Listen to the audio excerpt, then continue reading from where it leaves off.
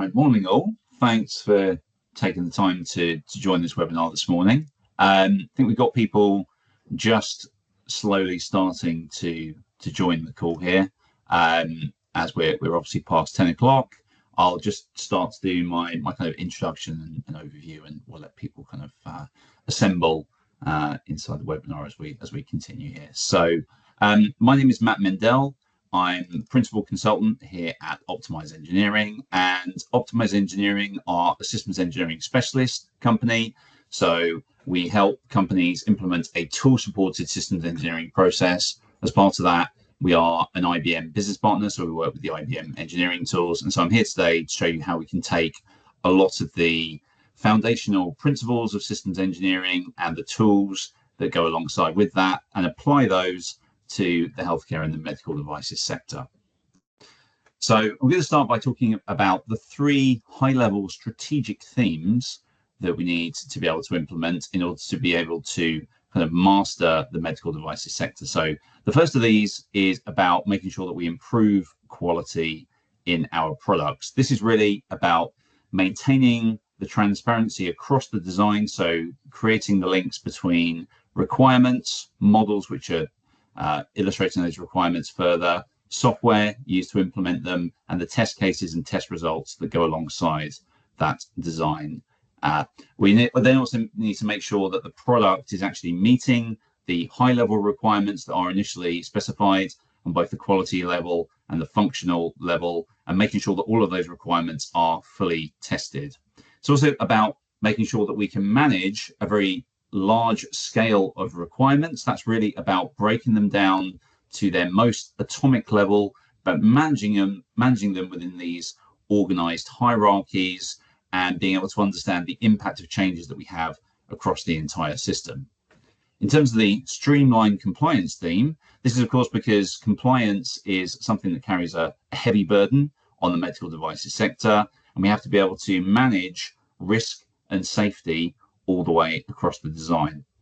What this really means is about understanding the status of the various activities that we have related to compliance. So it's about being able to see who is involved and who is responsible, tracking the progress of those activities over time, understanding why the changes took place, and being able to assess the impact of changes as we go through the development process. It can also mean that where necessary, we need to use e-signatures to document the decisions that are affecting compliance. And this is something that's specified in the design control guidance. And then lastly, of course, compliance is all about being able to produce high quality formal documentation to be able to satisfy the regulatory bodies. And this can mean that we need to be able to dynamically populate reports that we require with the appropriate data, whilst making sure that they're formatted for all of our compliance and our audit needs. And particularly going to be making some reference here to the FDA CFR 820 design history file. That's one of the oft talked about compliance documents that we need to be able to produce. Lastly, here, there's this idea that we might be able to utilize certain functionality in order to be able to reduce time to innovate.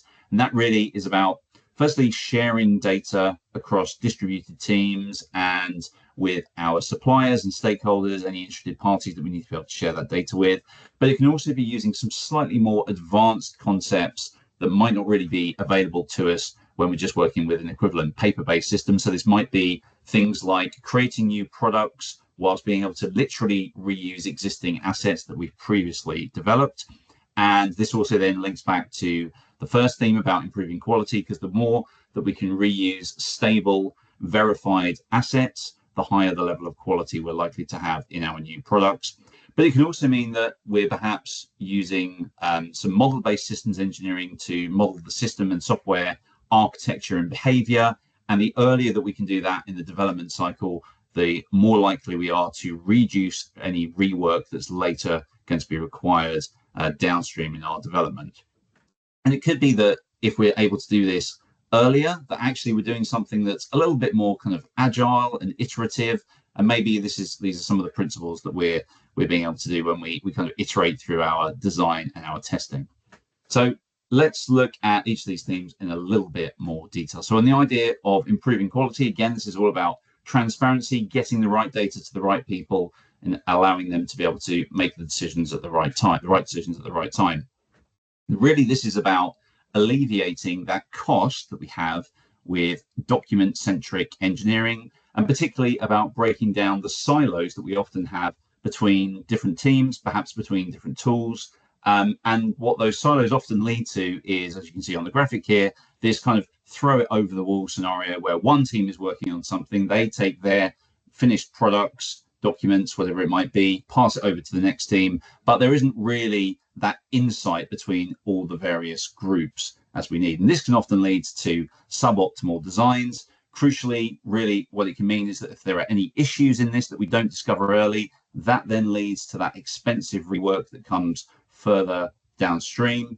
It also means that as we need to be able to collaborate within these different teams and perhaps with our suppliers, stakeholders, any other third parties that we might need to, that we have ineffective collaboration between all of these different parties. It also means that when we need to go back and produce the necessary regulatory compliance documents and these various activities that we need to do to adhere to that, that there's high cost because it's very expensive for us to be able to jump the wall each time. And it can also mean that if we do need to make changes along the way, and if we're responding to a bid, for example, for a particular development cycle, the response times can be quite slow.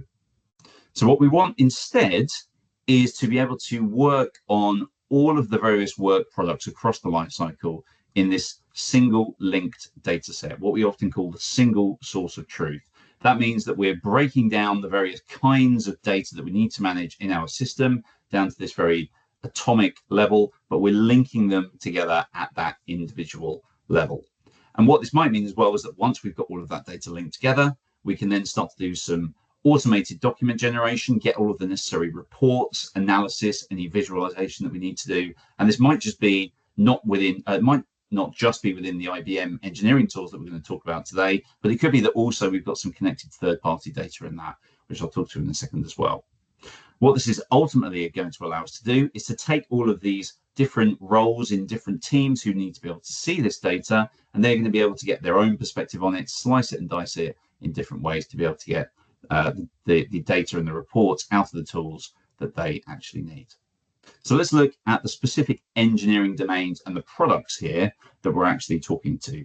So of course, everything starts with requirements, and this is where Doors Next sits on the engineering lifecycle management platform to be able to break down those requirements to the most atomic level, capture and structure them in a way that allows us to manage them at scale.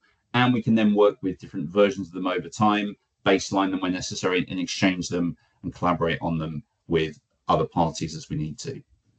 When we come to do the modeling side of things, this is done through a tool called Rhapsody. So this is about being able to model the functional and architectural structure of what we're doing in our systems. And we can then perhaps take this to the extent of being able to actually execute this if we have the right robustness to our models. The workflow management tool is kind of the engine that drives all of the activity. So this can either just be in terms of the specific task that we're using to actually implement the design, but it could be that actually this is taking the form of source code management, and this is tracking the implementation of our requirements throughout our software engineering work. The test management tool is where we capture all of our validation activities. This is about planning out the testing that we need to do, planning out the resources that are going to be required, and managing all of that work and tracking it as we move through the execution. And essentially what this means is that although we're talking about distinct capabilities here, they all sit on one common platform. And all of these different kinds of artifacts that we have here, so whether it's a test, a requirement, or a work item, as we call it, a kind of planning item, all of that sits on this one common platform, and we can link it all together, and we can kind of have this consistent user experience as we move between the different capabilities. And in fact, you can see that outlined here on this next slide, because in fact, we have a screenshot showing a traceability view where we're looking at it from the perspective of the requirements. But in actual fact, we've also got links going on to our test management artifacts and in fact, our workflow artifacts as well, where we've got a defect phrase against it. So the benefits here under this theme are that we get that clarity where we've got a single source of the truth, where we can have different teams collaborate on this one pool of data. We can have that very granular level of traceability as we connect requirements between one another and indeed connect them on further throughout the lifecycle to our tests, our system architecture, and the plans that we've got for actually implementing this work. And at that very granular level, we can track changes and understand the impact of potential changes that might happen to those requirements over time. We get this full transparency of what's going on with the progress of our project. So we have these customizable dashboards and reports that we can get out of the tool to get some informal and more formal views of reporting on the data. And we've got all of this integrated verification and validation activity going on that's connected to our requirements. The next theme here, streamline compliance, is really about having the appropriate data and structure in our systems to help enforce the design control principles that are often asked of us by regulatory bodies, and being able to integrate this compliance into the process so that we can reduce the costly retroactive work that might be required to report on all of this once we've actually done the engineering work. And this is really because different regulations might be required for different markets that we need to operate in, but actually they have a very common set of base expectations that we need to implement in our engineering lifecycle. So often as part of this, we'll need to comply with some of the recommended practices. So this will be things like having a valid quality management system. And it will also be the case that often we'll need our processes to work with particular standards. So some of those you can see referred to here, such as ISO 13485. And we must make sure that those processes are actually going to span the entire development lifecycle. So all the different kinds of data that we're going to need to be managing need to be captured as part of this robust process. So whether that's requirements, risk management, the design, the verification and validation activity, and even the idea of information security, making sure that only the right people can see the data that they need to. It also means that we need to have a robust development process for how we can actually implement all of this. So we need to have it well documented. It needs to be based around the requirements, but with that traceability going through to our verification and validation activity. That activity itself needs to have a process around it that's going to be adequate for the appropriate level of device classification that we're working towards. And we need to make sure that we have a tight change and configuration management process with all of the appropriate historical records for all of our engineering data. We're also going to have the right level of hazard and risk analysis. So this is going to be appropriate for the clinical evaluation that we need to do on our medical devices and the accompanying software. So that process itself needs to be robust. And again, we need to have the traceability going through to the requirements, the corresponding hazards, and the mitigation that we have within our design to handle that. And lastly, we're going to be able to have a complete report on all of our development records and the audit trails. And we're also going to be able to report on those digital signatures, which are going to capture the particular decisions that we capture along the way. So all of this is going to make sure that we're going to be able to adhere to the regulations. Well, this is what we need to do, is to adhere to regulations without compromising the speed that we need for that innovation and without adding on burdensome cost to our process. Really, the designs here come down to kind of three main principles. So the challenges are that we need to be able to have this transparency across the entire life cycle. We need to have the traceability where we link all of those different kinds of data artifacts together, and we need to have a consistency in how we implement our process. So if we take as one example IEC 62304, so this is a standard which specifies the lifecycle requirements for the development of medical software and software that's embedded within medical devices. And this is a useful example because essentially the implementation of it is harmonized in both EU and US markets. So it represents how we might have one common set of practices that we implement in our development lifecycle, but we can then perhaps reuse those across different markets and geographies if we need to. At a general level, what's specified by this standard is that we're going to have a quality management system, that we're going to do the risk management that's required of us, and that we have the safety classification for our embedded software. But you can then see, as we've got outlined here, that there are specific activities within the various processes, and those map quite neatly to the various capabilities that we've got within the engineering lifecycle management tools. It could actually be as well that some of this is captured outside of the engineering tools. So you can see here that we've got various activities which are coming in and out of our overall engineering process. And in fact, so it might be that these are captured not just outside of engineering tools, but it could be that it's captured outside of the IBM engineering tools specifically. And that's because all of the engineering lifecycle management tools work on the basis of this open standard called OSLC, which stands for Open Services for Lifecycle Collaboration. That means that if we've got non-IBM tools which are compliant with that standard, they can fit into this picture as well. But of course, there are IBM specific solutions for each of these areas. And you can see here how various parts of the processes align with the activities and the capabilities that we're going to be doing in our engineering lifecycle, be that in the software risk management section, or coming down here to even things like configuration management, where we've got some high-level configuration management capabilities. We'll talk about more in a second. And indeed, where we do things like problem resolution, and we can do some of that within the tools, keep all the records of it, and be able to report on it further downstream.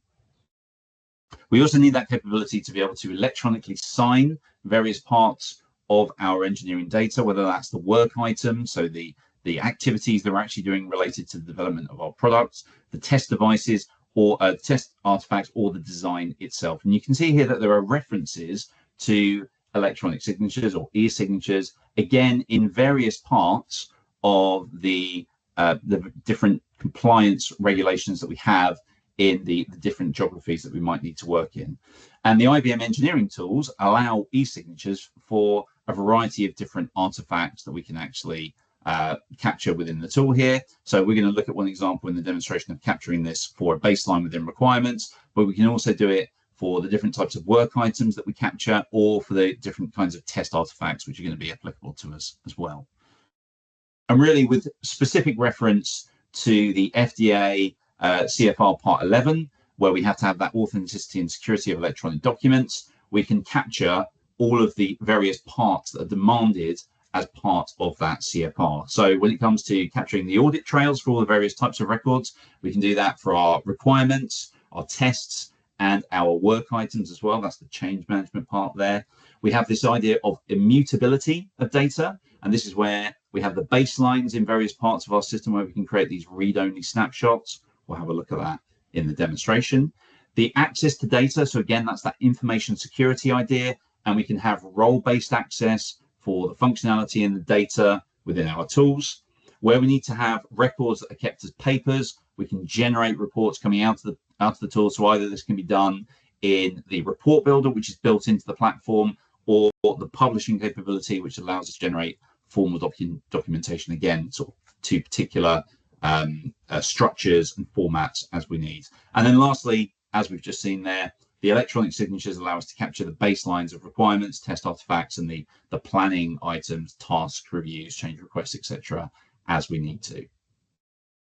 So the benefits really of being able to streamline everything we do to our compliance processes as we need are that, first of all, we can do this automated document generation to be able to produce the reports out from the IBM tools and indeed third-party tools where they're connected into the picture. Where we need to be able to understand where we've got exceptions in our process, so we can set up reports and queries to understand where we've got gaps in our design, do gap analysis on the traceability between requirements, etc., and process those exceptions accordingly. We can understand where changes happen over time, so we can understand which links become suspect and where the designs change and where that's happening throughout our design definition. We can define the necessary roles and views for the right read and write permissions so that we have our access control implemented, and then we can control and track the changes over time to our design through the use of audit trails, as we see in the screenshot on the right here, and indeed packaged up as part of change sets as well. The last theme here is about this reducing the time required to innovate. Now, there's a couple of advanced themes here. I'm just going to touch on these lightly in the demo. If we're just getting started with implementing our process, it might be that we're not quite in a position to have the appetite for implementing this, but they do give us some more advanced capabilities for being able to actually work with some more advanced functionality within the tools. So the first of these is this idea of being able to reuse design data across different configurations. Talked on the idea earlier of being able to reuse existing assets, and there's a very high level of configuration management that we can do on the data within our various capabilities that we've got within the tool set, What this is really going to allow us to do in reality is to have these different streams of work that we have here, and we can manage all of the different versions between them. So at a very high level, we can have this strategic reuse where maybe we've got related designs and we can reuse, say, a certain percentage of that design in our related stream. So we can sort of work with different versions and variants, spin off, say, one version of our product that's going to be released in the EU market, another that's going to be released in the US market. There might be a 70% overlap between the design of those particular versions, and we can actually literally reuse the artifacts that are used in the first design in the second. We're not just copying the data here. The system actually understands that these are different versions of the same types of artifact. The other benefits I'm just going to talk to you briefly in the demonstration when I come to show them. Again, it might be that we're not quite in the place to implement some of these right off the bat, but as we increase the maturity of our development process, it might be that actually we're in a better place to be able to do this. And the idea of all of these is that we're going to be able to work in a kind of more dynamic and iterative way of working. So the first of these, as I said before, is that we're going to be able to, rather than create everything from scratch, we can reuse the existing design. We're not reinventing the wheel over and over again. We can have much more efficient, agile processes where we need to. So again, this is about being able to kind of dynamically iterate over our design. We can verify and validate what we need to do earlier. And part of that is that we might be doing some of that early verification through model-based design work. And all of this is about making sure that we're not waiting until the final stage of our product to discover issues. We're evolving the design over time, and we're verifying and we're validating as early as possible so that we can spot errors and reduce costly rework that might appear later downstream. So out of these strategic themes, you might be thinking about which of these is particularly most relevant to your organization and the way that you currently work. Let's now jump into the tool and have a look at how we can actually work with some of these. Oh, excuse me, let me just sort out my screens a bit here.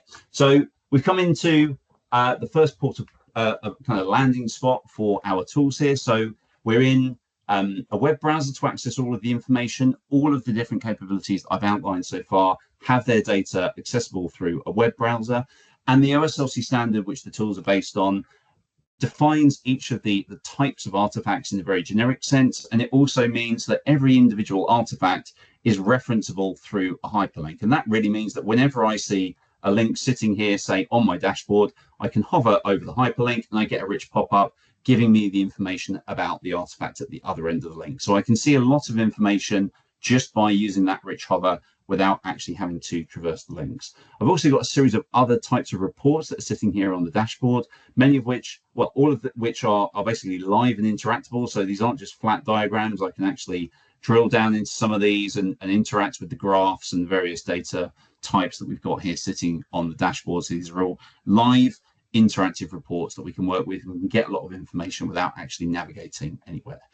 Our data here on the dashboard is actually broken down into different tabs. So we've kind of sliced and diced the data in different ways as we might need to throughout the various parts of our process. So if I switch to this second tab here, which is about design planning, we can actually go and see the kind of overriding content that we've got driving the structure of our process throughout the development lifecycle. So this is actually giving us some insight into the specifics around, if we look at, for example, this IEC 6304 process, look at the objectives within that, come down to our development process and look at one of the objectives that we've got here. This is actually giving us some specific activities that we've got that need to be covered as part of this. So for example, if we go and look at the develop test cases activity for this specific activity, you can see here the roles that are involved, the inputs that are going to be taken, the outputs that we should get out of it, and we have the various steps involved with actually outlining each of these. So this is providing us with the kind of guidance for how we're actually going to work through all of our process. And we can then implement this in how we actually do the planning within the tool and track the effort against it, against these specific activities that we have outlined here, as you'll see in a second. So again, we're on this rich interactive dashboard. We've got all of these, what we call widgets, that are assembling the data for us in different ways. So you can see here that all of these are, again, kind of live and interactable in the way that we've got here. And we can actually go into our solution roadmap that we've got for our particular plan here for all of our effort and see the breakdown within it. Now you'll see here that in actual fact, I've got a little marker up the top, it might be quite small depending on the size of the screen that you're working on, and it's telling me that actually I've switched into one of these other tools, these other capability areas in which I'm working. But actually you'll see that it's a pretty seamless transition between the two because we're working with a lot of common UI parts of the screen here. Within this plan, I've then got this hierarchy of the work that we're actually using to implement the project here. So I can drill down into this hierarchy further and I can see the kind of hierarchy that we've got of the solution epics, capabilities and features and stories. Each of these has a particular status against it and ownership against it. It's also categorized in a particular way. And in fact, we're actually planning each of these for a specific part of our project, a particular phase in which we're working. So this is all about having kind of one integrated set of capabilities with this kind of coherent engineering platform where we're tracking all of this work and it's linking out directly to all the other various kinds of data that we've got here. It's not just a bunch of tools that we've stitched together with point-to-point integrations. And I can kind of dynamically slice and dice this in different ways. So here I can switch to, for example, for a Kanban view if this is relevant to us in kind of the agile way of working, or I can just come back to this roadmap view and get down to some specific tasks that we've got here. So this is starting to align with what we had in our practice content that was outlining the ways that we needed to be operating within this project. And you can see here that essentially we've got one high-level task which is dealing with the left-hand side of the V where we're performing functional analysis. And then we've got something that's handling the right-hand side of the V, which is about doing our verification activity through the qualification testing. So that's kind of working on that kind of first level of the design control guidance around the design planning. Now let's actually go and look at some of the specific requirements that we might have in our kind of design input phase. And let's go and look at the requirements themselves. So if we switch to the requirements view here, we organize all of our content again into some kind of readable hierarchy. We do that by organizing what we have into folders and then breaking them down into what we call modules, which are essentially analogous to requirements, but they're much more dynamic in the way that we can structure them. So you can see here that we've got a series of headings that are used to organize our artifacts here. Each of the artifacts within the module has its own unique ID. This is determined by the system. It's not something that we have to manage, but it's unique across the database, so it has that uniquely referenceable ID number. So this heading structure helps us to break down the content into something that's kind of readable like a document, and we have that granularity that organizes our most atomic level of requirements within the module here. We then have a series of different types of content. So we have pictures as well as the text. We have tables which have been incorporated. And we actually have some diagrams which have been captured within the tool as well. So here we've got kind of our overview of the architecture. If I open that up in another tab, you can see that this is actually of type diagrams. This is something which has been edited, constructed within the tool itself, within Doors Next. And in fact, we have another one here which is kind of doing a high level UI wireframe as well. So we can actually do some kind of high level, almost something equivalent to modeling, but doesn't really have that robustness to it, just while we're working within the requirements tool. We've also got a tool here, an artifact which is actually giving us a glossary table that we've got within the module, and we can also then implement those glossary terms, those definitions as hyperlinks within the relevant artifacts that we've got throughout our module here. So we've kind of got this way of sort of reading a lot of different dynamic content all within this one single view of the requirements structure that we've got here. And if at the moment we've kind of got something which is organized just with our straightforward heading structure, so it's kind of analogous to a Word document. But if I switch to our attributes view here, this is then adding in some additional columns, and it's kind of giving something that looks a little bit more like a spreadsheet. And then we've got these attributes which are captured against our various kinds of requirements here. You can see that actually we don't have these against some of the information in the heading artifacts early on. That's because we're utilizing a rich type system within the structure here. Come back to that in a second as well. And we can further kind of slice and dice this in different ways by looking at another view, which if I then log into the tool again, my license is timed out there, I'm then gonna see some of that traceability going downstream. And now we're starting to see some of what is specified under the design input section of the design control guidance, because this is now giving us that translation of top level requirements, which are our product requirements here, down into the system requirements. So first of all, again, where we're working in this environment and we see a hyperlink, we can hover over that hyperlink. We can get the information at the other about the artifact at the other end of the link, so we can see all of the attributes associated with the requirement here. We can see that it is of type system requirement. It's sitting within the system requirements module, and we've got some of the accompanying attributes along with it.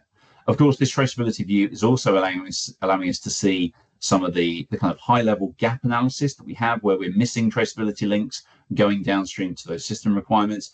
And it's also additionally showing us where we've actually captured some of the link validity against each of these traceability links. So link validity is basically about capturing whether or not the traceability link is valid. We set that up when we first create it, and then as there are changes over time, we then have this suspect link raised, and we can choose to mark it as valid, or we can choose to mark it as invalid. We can also perhaps capture a comment against that validity, so we might capture a rationale for that traceability within the tool itself, within the actual link.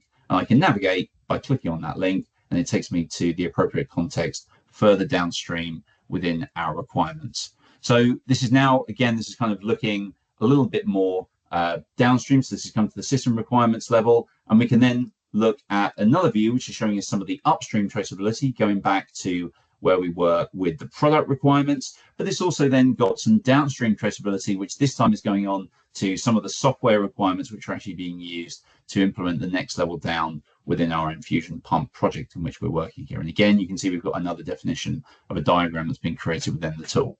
So at a very basic level, that's kind of showing us where we've got all of the various parts of how we work with our requirements. And as there are changes to those requirements over time, what we want to see is the full audit history of all of the changes which happen to our requirements. And if we go into our audit history view here, we get a very granular capture of all of those changes. So we see for each change, who made what change and when. So I can expand all of those, and we can have a look through some of the changes which are actually being used to capture here. So we've got things like text markup, which shows the differences between some of these changes. And you can also see that it's referenced in some of these that they were captured as part of a change set. So a change set allows us to package up a series of changes which are actually being captured against our requirements. Those might have a particular purpose to them, but they can also have a level of control over being able to deliver those changes into the live stream of work in which we're working. So we can see for that particular set of changes, if I open up that change set and switch to the tab, I can then look at the various resources which were actually changed as part of that change set. I can see all of the detail there, again, with the responsibility for the changes within them. So all of that history is captured within the tool, and then we can report on that for regulatory purposes as we need to. So if we just jump back to our dashboard here a second, it's just going to go away. It's going to fetch some of the reports for us. So as there are those changes over time, what we might need to actually do is conduct reviews within the tool, and then actually be able to capture all of the history of what happened with those reviews over time. So here we've got another tab on our dashboard, which is showing us some of that review data. We've actually got a graphical exploration of some of the reviews here, issues that were raised, and the corresponding change set. So let's actually go and look at that specific review and understand the history of what happened here. So we can see for this particular review that was captured on the system requirements, I can see through the strike through that it's actually been closed off and it has the status of approved. And I can see various bits of information here, but I might be more interested in actually traversing back into the review here and understanding more about the history to it. So again, now we've switched to the workflow management tool, so we kind of have that invisible transition as we just click on the link and move into the next part of it. And if I go and look at the approvals here, we can see that this particular review actually has a couple of different levels of review which have been done against it. There is a review which has been captured out by Alison and Dan, and then there's a higher level of approval, manager approval, which has been carried out by Pete. And all of those need to actually be marked as approved by those users within the tools before the review itself can be marked as approved. So we're keeping that history of the decisions and the authority around those that are being made over time. If we go and look at the link section here for this particular review, we get a little bit more of the story of what actually happened with it. So here we can see we actually have a child work item that was raised against this particular review. It is also resolved. We can see that it is of status accepted, and it is of type problem. So a problem was raised by Dan conducting this review. And this has to be completed. This has to be marked off before we can actually complete the review itself. If we go and look at that problem, we can see specifically that when he raised this problem in the system, Dan actually made himself an approver within this. So he had to be satisfied that the problem was resolved before this problem itself could be resolved, and then the overall review could be completed as well. And if we go and look at the links here, we can actually see the specific artifacts that Dan had a problem with that was raised as part of this review. Now we've come back into our system requirements here. We've got a slightly different context to them because we're actually looking now at a baseline instead, which was a baseline that was captured prior to the review. So we can see the highlighted requirement that was actually raised with the problem against it. And if we go and actually switch into the approved version, which is another baseline that was taken after the review was conducted, we can see that there's some slightly different text here. But let's actually try and understand a little bit more around what the changes were between those two different versions. And I can make a comparison between the approved version that we're in here and the review version that was taken, the baseline that was taken before the review was actually conducted. Now, this comparison wizard, it allows us to make comparisons between all the different versions, the states of our requirements over time, and it captures things like the difference in the properties, the folder structure, both of which I've just skipped over there briefly because we don't have any differences between them. But then it will also give us a side-by-side breakdown of what we actually have in the modules where we've conducted our review. And we're looking here at the system requirements. So we have the approved version on the left, and we can see that there's some changes in the text here. And in fact, it highlights for us where there was a new requirement which was inserted that obviously meant that we then satisfied Dan's problem that had been raised as part of that review. So it could be that we saw that these were conducted, the changes here were implemented as part of a change set. It could be that actually we configured the project in a way that the changes couldn't be delivered until we actually had a link to that approved work item that we had within the tool. But actually there's kind of different ways of doing change control, and it could be that we take these baselines before and after to understand where there are marks over time between the changes in the project, and that allows us to make that comparison. We can also, within our approved baseline here, we can go and see the electronic signature that was actually marked off by our manager, Pete, and that's been marked off with a particular reason against it, and that's been captured within the tool. You can see if I go to try and add another one, it's basically asking me to log in again, provide the reason, and any additional comments that we have against it. So that's kind of allows us to explore the history of what's gone on with our project. And if I just come back here, I'm actually just going to switch my context. So we were working in that baseline still. Just come back to the main stream of work in which we want to be working here and move on to the next part. So that kind of allows us to see that history of the reviews, which are conducted within the tool, the links between them to the various types of, to the various requirements that are actually affected. And we can actually see the various changes that happen over time to those specific requirements. So far we've kind of looked at sort of classic requirements management, very sort of straight-laced versions of requirements. It could be that actually there are different kinds of requirements themselves that we're managing within the tool here. So I switch to this FMEA tab. This is now allowing us to do some slightly different reporting. You can see we've got various kinds of doing that live reporting for the FMEA data that we've got here. And we've got a table giving us the summary of that. And we've also got this live interactable graph showing us the various system requirements, the failure modes, and the corresponding safety requirements. Let's actually open up one of those and have a look at them. And I just need to make sure that I'm working in the right context here. So let's put us back into that. There we go. And this view is basically giving us a different way of kind of managing a different kind of requirement data that we've got captured within our tool here. So this is actually capturing artifacts of type FMEA artifact.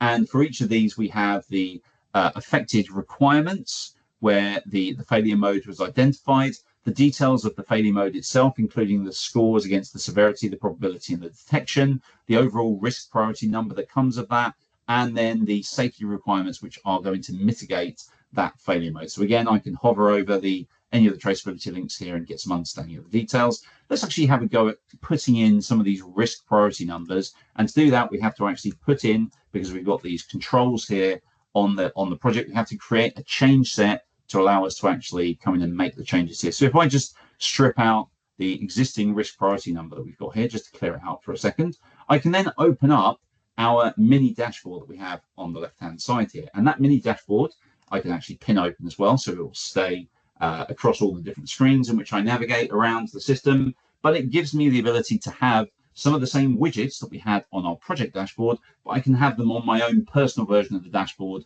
which is alongside me as I navigate through the various parts of the tools.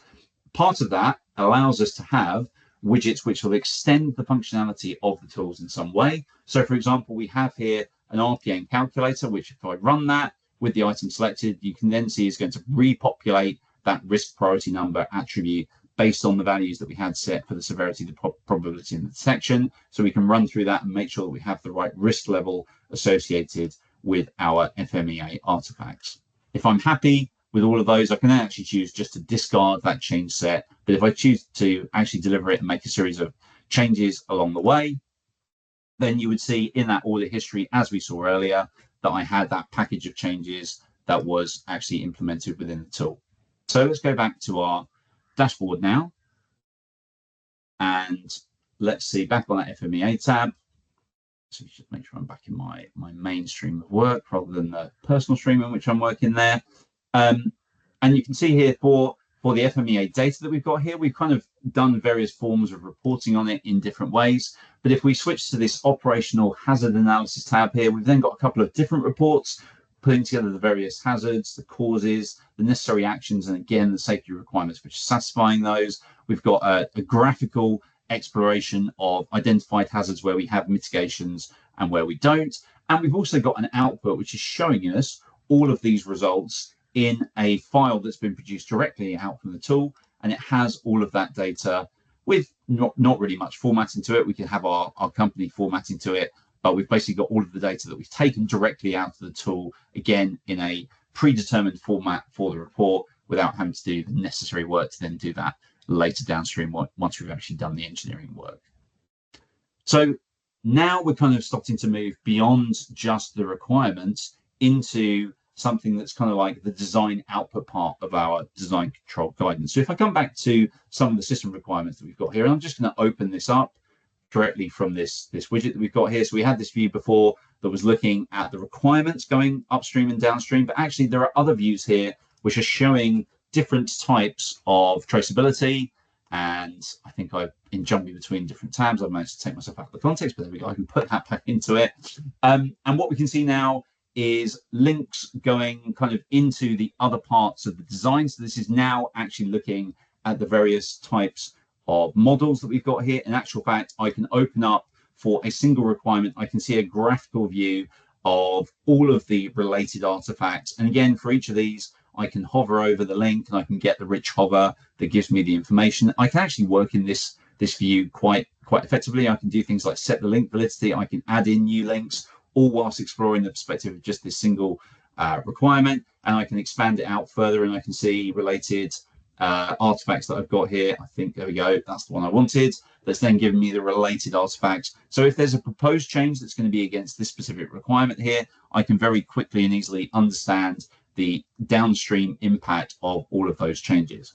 And that will include links to some of the things like the models that we've got here. So for any of the model elements, if I hover over them, again, just like we have with the other kinds of artifacts, I can hover over them, I can get the information about the artifact itself at the other end of the link. And you can see here with the model elements, this will actually include a preview of what's going on with the model element itself and the content. I can then actually open this up. So this is something that was originally created in Rhapsody. You can see here I've got the option on the screen to actually open it up in Rhapsody if I have that set up in the right way. But for all of these, so now we're actually drilling down into the object model diagram itself here. For each of these, again, this is all now allowing me to drill down further into the various elements. So for this pump channel behavior, this is actually then a state diagram, which is captured within the tool itself, a state chart.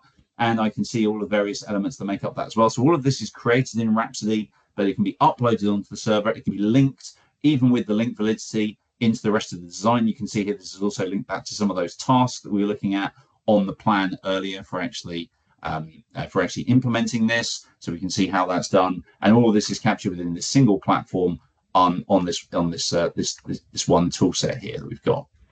So we come back to our dashboard. I'm just going to try and wrap up within the next few minutes here just to allow some time for questions at the end. But last couple of things to cover, and now we're kind of looking beyond the requirements again into some of our design verification. So again, where we're looking at that traceability for the models, we've got some reports showing all of that verification activity and the related artifacts. So again, we've got some different kinds of reports kind of showing some of the gap analysis, and we've got this interactive visualization of what that traceability actually looks like at the individual architecture element level. And we've also got another tab which is then showing us the design validation activity, and this is going on to the testing from here. So let's actually just jump back into our system requirements a second.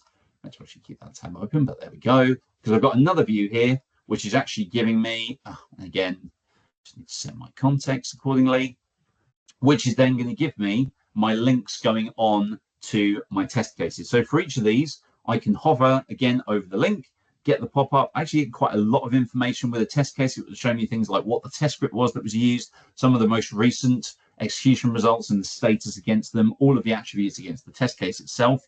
So let's actually open up that specific test case and jump into what is now the test management tool. But again, there's a lot of commonality in terms of how this actually works. So when we come into this test case here, we can see all of the related test artifacts. Well, in fact, all of the related artifacts, because we have the links going back to the requirements. So this is going to the system requirement, which is being validated by this particular test case. And you can see we've got some other information here, such as the implementation item that it's actually tracking.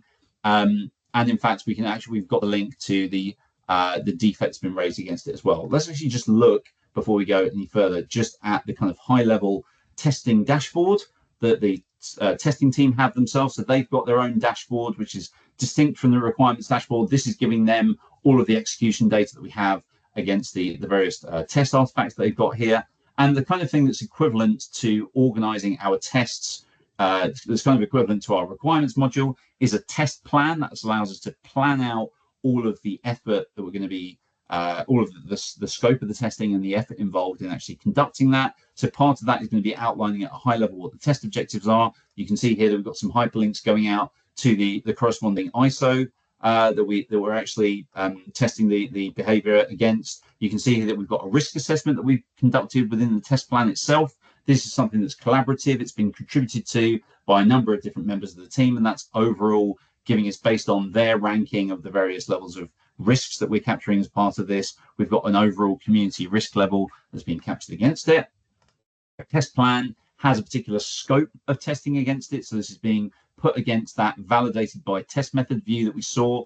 We can actually do some reconciliation to check our test coverage against that. So for any new requirements which have been added into that view. So again, this is kind of happening dynamically over time. We don't need to have one set of requirements which were put into a document and metaphorically throwing over the wall to our testing team. As the requirements are added into our view, as they reach the appropriate level of maturity, we then get them flagged up in our reconciliation wizard here, which our team can come in and they can come in and say, right, okay, well, I want to create a new test case against each of these. I'm going to use a particular template, assign it to a particular owner, go ahead and generate that. And now we've got that added into our test plan with the corresponding test cases. I will also flag up for us where we've got any requirements which have been removed from the view as well.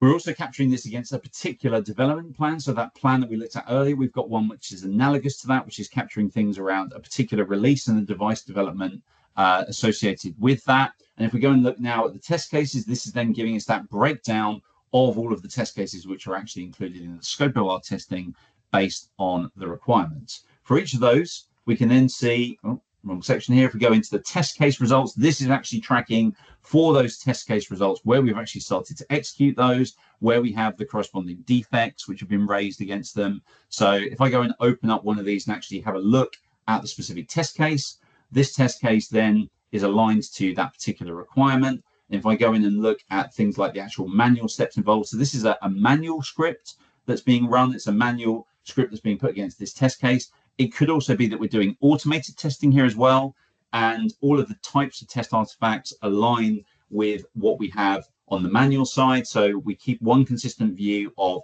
a phase of testing, which is going to be captured by our test plan. That then has the all of the corresponding test cases and the scripts regardless of whether they are manual testing that we're doing out in the field, in which case we might be able to do some offline testing, or it might be that we actually run that within the tool itself, or that it's something that's done in an automated fashion. But either way, we can go in and we can see the actual results against the specific execution that has been done.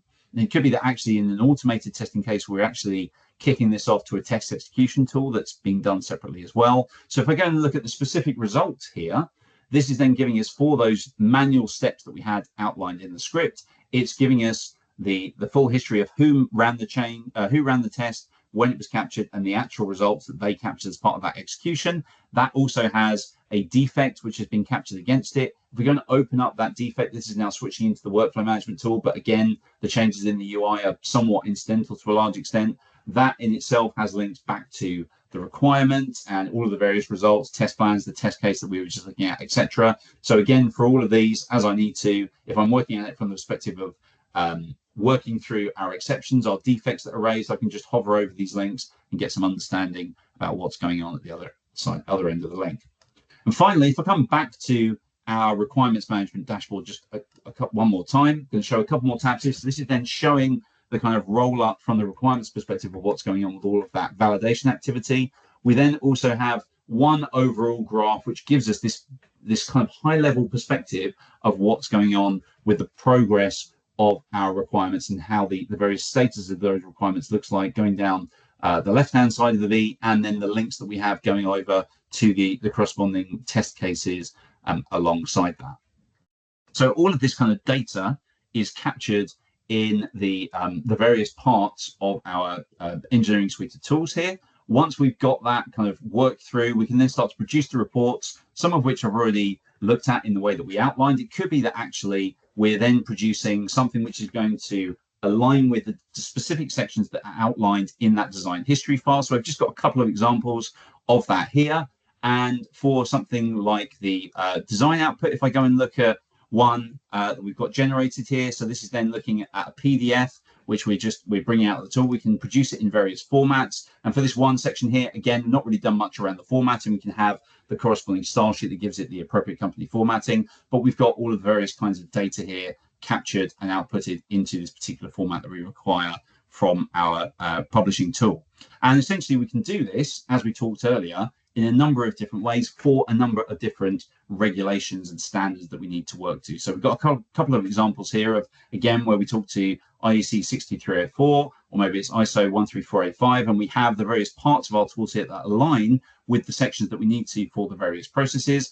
And then just as I was starting to show there, just at a very high level, kind of a snapshot of it, you can see here that for the design control guidance that we have and the design history file sections that we need to produce, all of the various parts of the tools that we've got across the engineering lifecycle here align with the various sections, and we can then go in and produce the reports straight out of the tool in the way that we just looked at. Okay, so that was an awful lot of me rambling. I want to make sure I just give a couple of minutes here to questions if we have any at the end of the session. So if you'd like to take the opportunity to unmute yourself and ask any questions that you might have, or if you've got any that are put in the Q&A, then I'll take them now. Otherwise, we can close the session.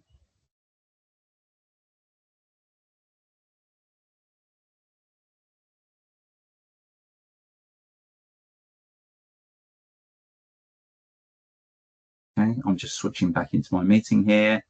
I don't see any questions in the Q&A, and if we don't have any that need to be taken directly on the floor, I guess we can choose to wrap things up on time here today. We will send out there's quite a lot of detail that some of which I kind of skipped over in the slides, so we're trying to make sure I could fit everything into the hour session that we had here. So we'll make sure we send out the slides afterwards. The recording will also be available to be shared as necessary. So I suppose if there are no further questions at this point, I'll just say thank you very much for your time, and let us know if you have any further questions and you'd like to engage for a more tailored demonstration to be able to show you what I've kind of shown you at a high level today in a bit more detail.